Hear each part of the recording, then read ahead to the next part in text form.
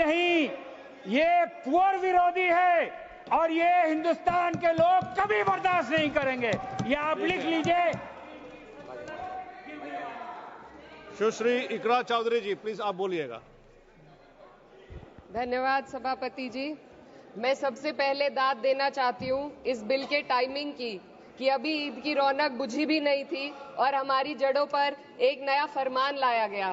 पहले उत्तर प्रदेश में मुसलमानों को नमाज पढ़ने पर रोक लगाई और फिर सौगात में ये बिल लाया गया। निसार में तेरी गलियों पे है वतन, जहाँ चली है रिवाजों गैर कि कोई ना सर उठाकर चल सके। मैं सभापति जी आपको ये बताना चाहती हूँ कि ईद के मौके पर एक विधवा महिला अपनी लड़की के साथ मेरे पास आई और उसने बताया कि वह एक वक्फ की प्रॉपर्टी में रहती है। वही उसके सर पर छत का काम भी करती है और उसकी रोजी रोटी भी वहीं से आती है। वो इस बिल को लेकर इतनी फिक्रमंद थी कि कहीं उससे वो उसकी संपत्ति ना छीन ली जाए। वो अकेली एक ऐसी महिला नहीं है, ऐसे लाखों लोग हैं जो वक्फ की गरीब महिलाएं जो वक्फ की संपत्ति से अपना रोजगार चला रहे हैं। और ये जो वक्फ बाय यूजर क्लॉज के हटाने से लाखों वक्फ की जायदाद अपना स्टेटस खो देंगी और लाखों लोग इसी तरीके के लोग सड़कों पर आ जाएंगे। वक्फ क्या है? वक्फ बाय यूजर क्या है? इसका ये मतलब है कि कोई जायदाद अगर सालों से दीन और भलाई के कामों के लिए इस्तेमाल हो रही हो तो वो खुद ब खुद वक्फ मानी जाएगी।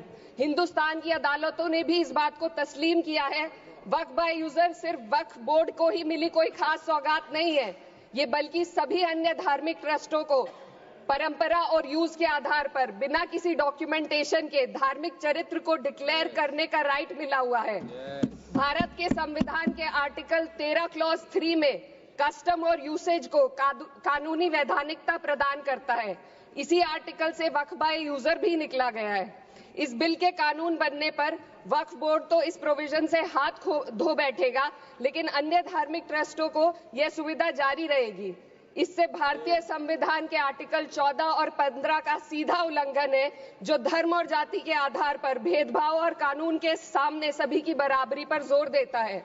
मैं इसके साथ ये भी कहना चाहती हूँ कि सत्ता के लोग जो एक दूसरे की पीठ थपथपा रहे हैं कि वक्फ बाय यूजर का जो अमेंडमेंट इन्होंने दिया उसको एक्सेप्ट कर लिया गया है, लेकिन इनकी शरारत यह है कि उसके साथ ही एक ऐसा प्रोवाइजो इसमें शामिल किया गया जिसके आधार पर यह कहा गया है कि अगर कोई भी वक्फ की संपत्ति विवादित हो तो वो अपना वक्फ स्टेटस खो देगी। तो जो अमेंडमेंट इन्होंने दिया है जिसको एक्सेप्ट कर लिया गया है उसका कोई मतलब नहीं है, ये इनकी नीयत है जो साफ जाहिर हो रही है। सोने पर सुहागा एक काम और किया है। सरकार ने वक्फ की कानून के सेक्शन 107 को हटाकर लिमिटेशन एक्ट में 12 साल तक ही किसी के खिलाफ अदालत में जाने का प्रोविजन है। सेक्शन 107 में बोर्ड को लिमिटेशन एक्ट से राहत मिली हुई थी। वक्फ बोर्ड कभी भी